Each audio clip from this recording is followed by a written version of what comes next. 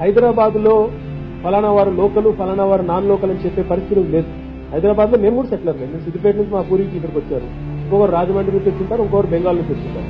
ఆత్మీయత ఒకటి, ఆతిథ్యం కల్పించిన వాళ్ళు ఎవరు లేరు. మొత్తం భారతదేశంలోనే ఎవరు ఆతిథ్యంలో డెఫినెట్ గా ఒకరికొకరి వడ్డించి తినిపించి రొయ్యలు పీతలు తినిపించి పూర్తిగా మనుషుల్లో ఒక 3 కిలోల బరువు పెంచేదాకా మీరు ఊరుకోరు. వాళ్ళ ఆతిథ్యంలో మిమ్మల్ని ఇచ్చిన వాళ్ళు లేరు.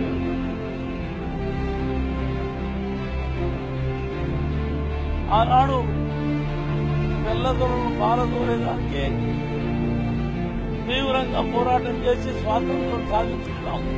మళ్లీ తెలంగాణలో